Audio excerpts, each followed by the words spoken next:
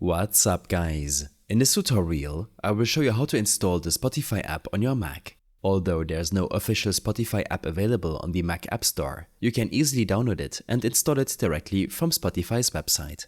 Open your preferred web browser and head to spotify.com. Once there, you'll need to log in to your account. Click on the Login button at the top right corner of the page. If you don't already have a Spotify account, you'll need to create one.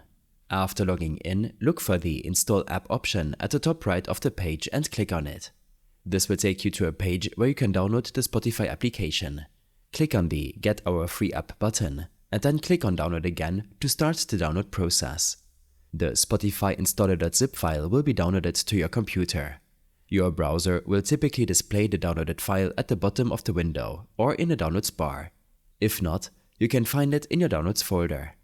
Locate the Spotify installer.zip file in your Downloads folder and double-click it to extract the Spotify installer. Next, double-click the Install Spotify file that appears.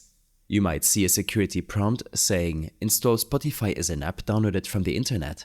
Are you sure you want to open it?" Click Open to proceed. The installer will download the remaining files and complete the installation automatically.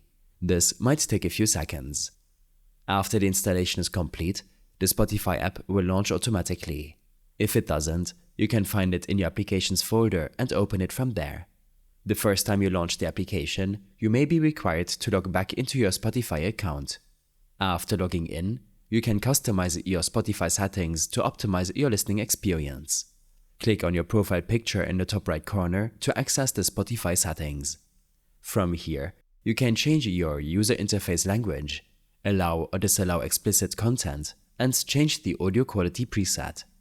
Below, customize the audio output to enhance your listening experience. You can find preset equalizer settings or manually adjust the frequencies. I hope this helped you out. Leave a comment if you have any questions and see you in the next one.